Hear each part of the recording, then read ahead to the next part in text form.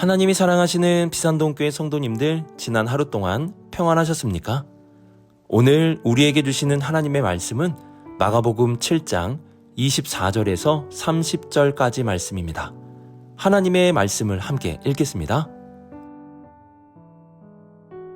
예수께서 일어나사 거기를 떠나 두로 지방으로 가서 한 집에 들어가 아무도 모르게 하시려 하나 숨길 수 없더라. 이에 더러운 귀신 들린 어린 딸을 둔 한 여자가 예수의 소문을 듣고 와서 그 발 아래 엎드리니, 그 여자는 헬라인이요 수로보니게 족속이라. 자기 딸에게서 귀신 쫓아내 주시기를 간구하거늘 예수께서 이르시되 자녀로 먼저 배불리 먹게 할지니 자녀의 떡을 취하여 개들에게 던짐이 마땅치 아니하니라. 여자가 대답하여 이르되 주여 올소이다마는 상 아래 개들도 아이들이 먹던 부스러기를 먹나이다. 예수께서 이르시되 이 말을 하였으니 돌아가라.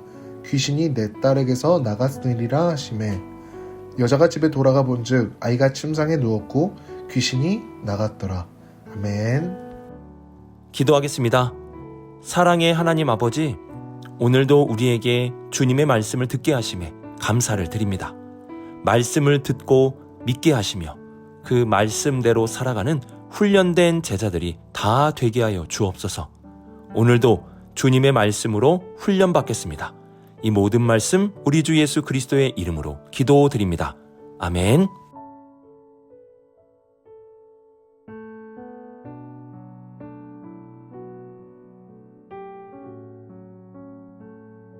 어제의 말씀에서 예수님은 정결에 대해서 겉에서 들어오는 것이 사람을 더럽게 하는 것이 아니라 사람의 속에서 나오는 것이 사람을 더럽게 한다는 것에 대해 말씀해 주셨습니다. 사람의 속에 있는 간음, 탐욕, 악독과 속임, 음탕, 질투, 비방, 교만, 우매함, 이러한 것이 나올 때 사람을 더럽게 만드는 것입니다.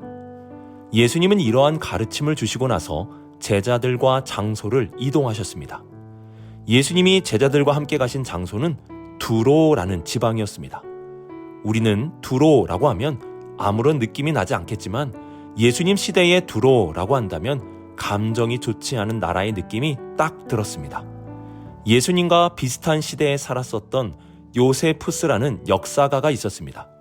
그분이 쓴 역사 기록물을 보면 두로에 대해 이러한 기록이 있습니다. 이곳의 주민들은 악명 높고 우리들의 가장 쓰라리고 무서운 적들이다. 이 글을 보면 알 수 있듯이 당시 유대인들은 두로라는 지역에 자신들의 적들이 살고 있다고 여겼습니다. 그리고 두로는 이방인들의 지역으로서 유대인들에게 있어서는 부정한 땅이었습니다. 정리해보면 두로는 원수의 나라요, 부정한 나라라고 할 수 있습니다. 예수님은 바로 그 지역으로 제자들을 데리고 가셨습니다. 그리고 25절을 보시면 이곳에서 더러운 귀신 들린 어린 딸을 둔 한 여자가 예수의 소문을 듣고 곧 와서 그 발 아래 엎드리니 라고 말씀합니다. 더럽고 원수가 사는 두로라는 지역에서 더러운 귀신 들린 딸의 어머니가 예수님의 발 앞에 엎드린 것입니다. 그리고 26절에 보시면 이 여인에 대해 이렇게 설명합니다.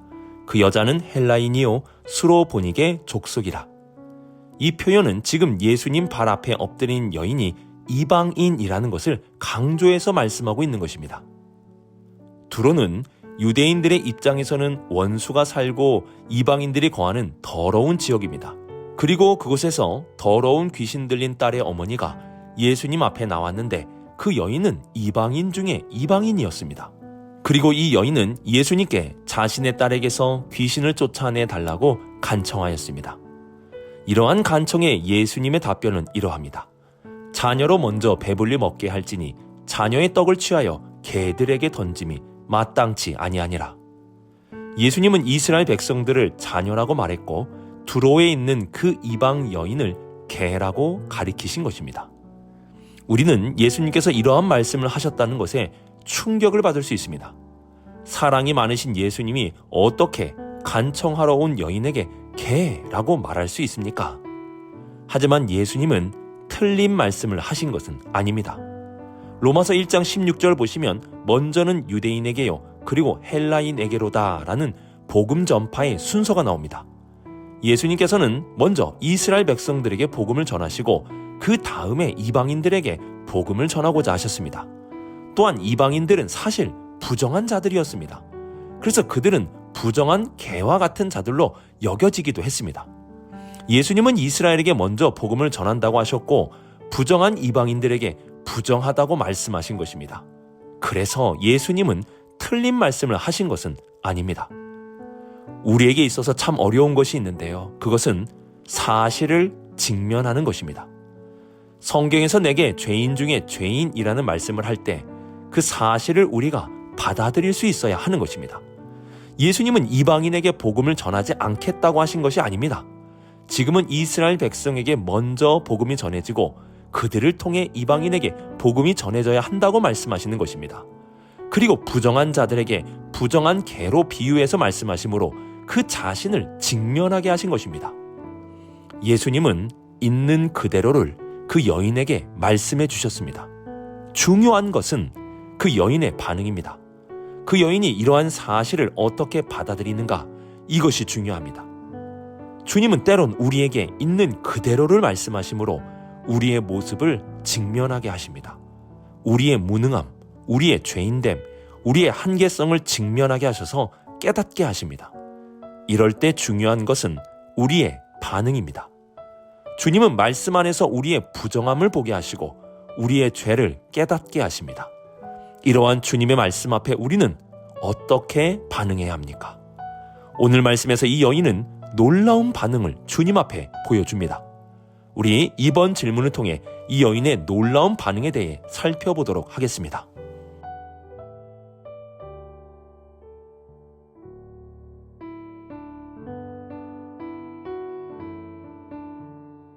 예수님의 말씀 앞에 이 여인이 한 첫 번째 반응은 예수님을 향하여 주여라고 고백한 것입니다.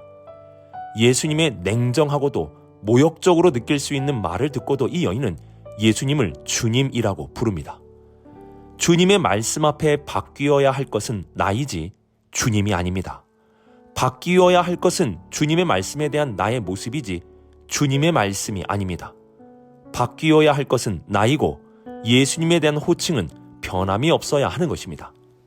이 여인은 예수님을 향해 변함없는 주여라는 고백을 드렸습니다. 이러한 고백을 드린 후에 또 이렇게 반응합니다. 옳소이다마는 주님의 말씀이 옳다는 것을 인정합니다. 주님의 말씀 앞에는 인정함이 있어야 합니다. 우리의 생각과 다르게 느껴져도 주님 말씀 앞에 옳습니다 라는 인정이 있어야 합니다. 그리고 그 다음으로 이 여인의 놀라운 반응이 나타나게 되는데요. 그 여인은 이렇게 고백합니다. 상 아래의 개들도 아이들이 먹던 부스러기를 먹나이다. 이 여인은 지금 이방인들에게 복음이 전파되는 때가 아니라는 것을 인정합니다. 하지만 아이들이 먹다 흘린 부스러기를 개들도 먹을 수 있지 않습니까? 라고 말하며 작은 부스러기라도 먹게 해달라는 간청을 드립니다. 예수님은 이 말을 듣고 여인에게 돌아가라 라고 말씀하십니다. 여기서 돌아가라는 것은 안 들어주겠다는 뜻이 아닙니다. 예수님은 그 여인에게 집으로 돌아가라고 하셨고 이는 귀신이 떠나가도록 허락해 주셨다는 뜻입니다. 마태복음에서는 이 여인의 고백을 들은 예수님께서 여자여 내 믿음이 크도다 라고 말씀을 해주셨습니다. 예수님은 이 여인의 큰 믿음의 반응을 보고 놀라셨습니다. 이 여인은 주님 앞에 큰 믿음을 보여주었습니다. 그러면 큰 믿음이 무엇입니까? 예수님을 변함없이 주님이라고 고백할 수 있는 것이 큰 믿음이고 예수님의 말씀이 옳다고 인정할 수 있는 것이 큰 믿음이며 작은 부스럭이라도 먹겠다는 간절함과 끈질김을 가진 것이 큰 믿음입니다. 주님은 그 믿음 하나를 보셨고 이 여인의 간청을 들어주셨습니다. 이 여인의 반응이 놀라운 것은 제자들과 비교해보면 알 수 있습니다. 제자들은 오병이어의 떡을 먹고도 오히려 마음이 둔하여졌습니다. 이들의 믿음은 더 작아졌습니다. 그런데 이 여인은 부스러기를 먹겠다는 마음 가지고 오히려 믿음이 더욱 크게 나타나게 되었습니다. 원수의 땅, 부정한 땅에 있는 더러운 귀신 들린 딸을 가진 이방 여인, 이 여인에게는 그 어떤 소망도 없습니다. 이 여인이 어떻게 그리스도이신 예수님 앞에 나아올 수 있겠습니까? 또한 이러한 여인이 어찌 감히 거룩하신 그리스도께 자신의 소원을 간청할 수 있겠습니까? 또한 간청한다고 한들 이러한 여인의 말에 하나님의 아들이신 그리스도께서 들어주시겠습니까? 놀라운 것은 주님이 이 여인의 간청을 들어주셨다는 것입니다. 주님은 무엇을 보고 이 여인의 간청을 들어주셨습니까?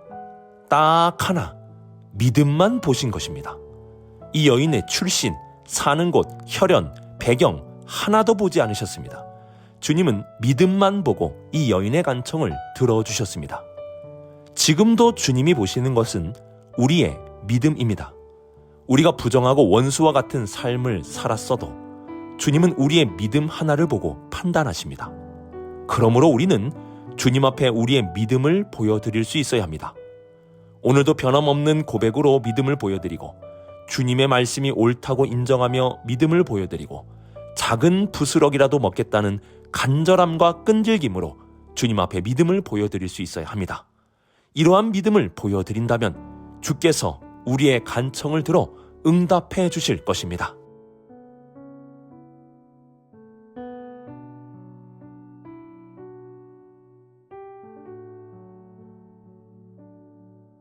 우리는 예수님께서 스로보니게 여인의 딸을 고쳐주심으로 세 가지 중요한 사실을 알 수 있게 됩니다. 첫 번째로는 사람의 더러운 것은 겉이 아니라 마음에서 나온다는 사실입니다. 이 여인은 겉으로는 매우 더러운 여인이었지만 큰 믿음을 가진 이 여인은 주님 앞에 정결한 사람이었습니다. 두 번째로는 주님은 믿음 하나를 보셨다라는 사실입니다. 이 여인은 많은 것이 부족한 사람이었습니다. 이 여인은 이방 여인으로서 부정함 속에 늘 노출되어 살아왔습니다. 그래서 주님 앞에 내세울 것이 하나도 없는 사람이었습니다. 그런데 이 여인에게 있는 것이 딱 하나, 믿음이 있었습니다.